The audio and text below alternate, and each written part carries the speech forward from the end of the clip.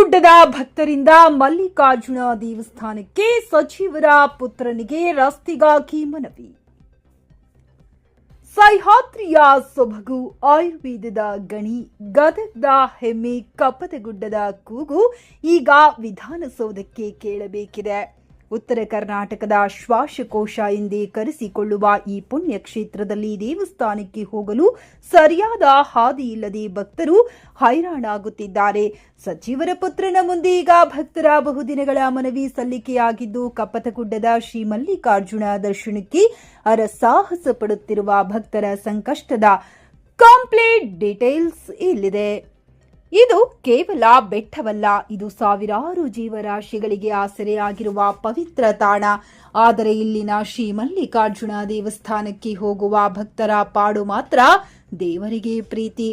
ಗುಡ್ಡ ಏರಲು ಸರಿಯಾದ ರಸ್ತೆ ಇಲ್ಲದೆ ಕಡಿದಾದ ಹಾದಿಯಲ್ಲಿ ಜೀವ ಕೈಯಲ್ಲಿ ಹಿಡಿದು ಸಾಗುವ ಸ್ಥಿತಿ ನಿರ್ಮಾಣವಾಗಿದೆ. ದಶಕಗಳಿಂದ ಈ ಭಾಗದ ಭಕ್ತರು ರಸ್ತೆಗಾಗಿ ಕಾಯುತ್ತಲೇ ಇದ್ದಾರೆ. ಈ ದಶಕಗಳ ನೋವಿಗೆ ಸ್ಪಂದಿಸಬೇಕೆಂದು ಆಗ್ರಹಿಸಿ ಶ್ರೀ ಕಪ್ಪತಗುಡ್ಡ ಟ್ರಸ್ಟ್ ಅಧ್ಯಕ್ಷರಾದ ಆನಂದಗೌಡ ಪಾಟೀಲ್ ಹಾಗೂ ಟ್ರಸ್ಟ್ನ ಸರ್ವ ಸದಸ್ಯರ ಜೊತೆ ಸಮಾಜ ಸೇವಕರಾದ ರಾಜು ದಾವಣಗೆರೆಯವರು ಸಚಿವ ಎಚ್.ಕೆ. ಪಾಟೀಲರ ಪುತ್ರರಾದ ಕೃಷ್ಣೇಗೌಡ ಪಾಟೀಲ್ ಅವರಿಗೆ ಅಹವಾಲು ಸಲ್ಲಿಸಿದ್ದಾರೆ. ಸುಮಾರು 1 ಕೋಟಿ ರೂಪಾಯಿ ವೆಚ್ಚದಲ್ಲಿ ಸುಸಜ್ಜಿತ ರಸ್ತೆ ಮತ್ತು ಮೆಟ್ಟಿಲುಗಳ ನಿರ್ಮಾಣವಾಗಲೇಬೇಕು ಎಂಬುದು ಸ್ಥಳೀಯರ ಕೂಗಾಗಿದೆ.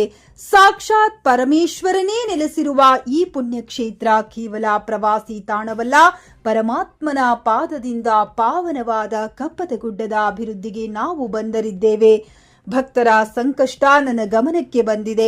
ರಸ್ತೆ ನಿರ್ಮಾಣಕ್ಕೆ ಅಗತ್ಯವಿರುವ ಹಣ ಮಂಜೂರು ಮಾಡಿಸಲು ಪ್ರಾಮಾಣಿಕ ಪ್ರಯತ್ನ ಮಾಡುತ್ತೇನೆ. ಕಪ್ಪತಗುಡ್ಡಕ್ಕೆ ಬರುವುದು ಬರೀ ಪ್ರವಾಸಿಗರಲ್ಲ, ಅಪಾರ ನಂಬಿಕೆ ಹೊತ್ತ ಭಕ್ತರು. ಸಚಿವರ ಪುತ್ರ ನೀಡಿದ ಭರವಸೆ ಈಗ ಭಕ್ತರಲ್ಲಿ ಹೊಸ ಆಸೆ ಚಿಗುರಿಸಿದೆ. ಜನರ ಈ ನಂಬಿಕೆಗೆ ಸರ್ಕಾರ ಶಕ್ತಿ ತುಂಬುತ್ತಾ 1 ಕೋಟಿ ವೆಚ್ಚದ ರಸ್ತೆ ಕಾಮಗಾರಿ ಶೀಘ್ರ ಆರಂಭವಾಗುತ್ತಾ ಅನ್ನೋದನ್ನೇ ಕಾದು ನೋಡಬೇಕಿದೆ. ಕ್ಯಾಮರಾಮ್ಯಾನ್ ಜೊತೆ ರಂಗನಾಥ್ ಕಂದಕಲ್, ಸಮಗ್ರ ನ್ಯೂಸ್ ಟೈಮ್ಸ್, ಮುಂಡರಗಿ.